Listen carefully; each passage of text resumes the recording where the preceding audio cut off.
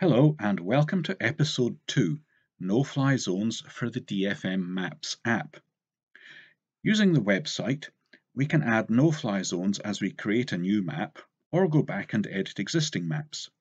If you have made multiple maps of different orientations at the same airfield, as I did for Abingdon in episode 1, they are regarded as separate entities by the software, so you would need to draw no-fly zones in each one. We can draw circular no-fly zones and we can draw polygon no-fly zones. You can draw several of each on each map.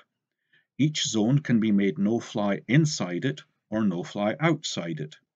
When you draw a zone, it will default to be no-flying inside it and will be shaded red.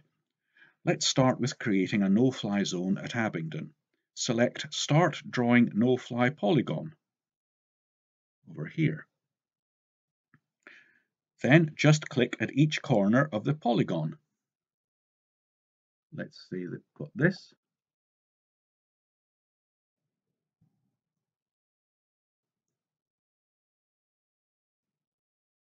And finally, click back at the starting point and the polygon will close itself, like that. You see how it's shaded red.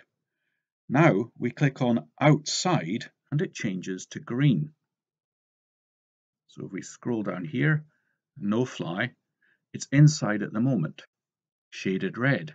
That means out here you'll not get any warnings, and if you fly into it you would get a warning. So let's click on Outside and it's shaded green. Now it assumes you're flying inside it, and if you try to cross any boundaries you will get the warning. By clicking and holding down any point, you can change the shape. A word of advice. Your airfield may have no flying behind the runway, as we do here at Abingdon, or behind the middle of the runway. Do not put the edge of the no-fly zone right along there, because the app will constantly be warning you, even if you're in the pits back here, due to slight GPS position errors and position jitter of the GPS sensor.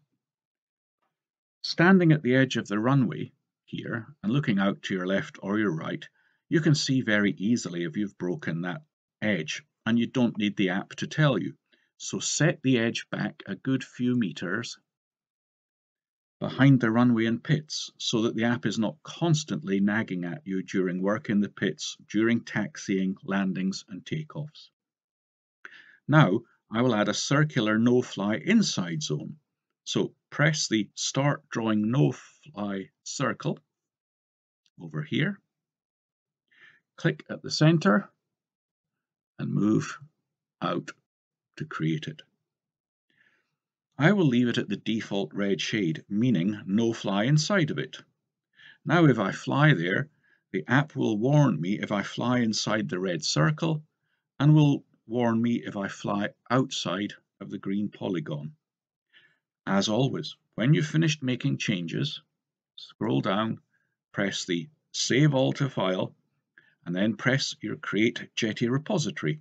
Remember to use Jeti Studio to load the latest changes to your transmitter. Here are the options within the app software. Go to Settings.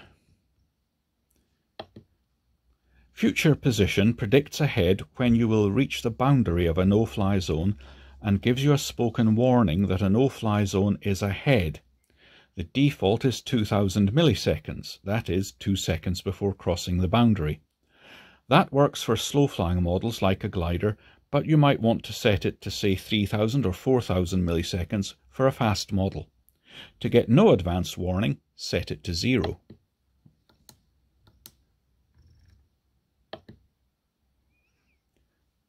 The Show No-Fly Zones is for a red boundary line to be shown or not on the display telemetry screen. They will always show up in Map Browser. Announce No-Fly Entry Exit switches on or off the announcement that you have crossed into or out of the no-fly zone. Stick Shake on No-Fly Entry switches on or off the stick shaker if your transmitter has this feature. Only on entering a no-fly zone. It does not shake when leaving. The field elevation adjustment in meters is really for GPS triangle racing if the height in the racing app is not correct at launch, but all being well, you should never need to use this. That is it for no-fly zones. Nice and easy, eh? See you in episode 3 for GPS triangle racing.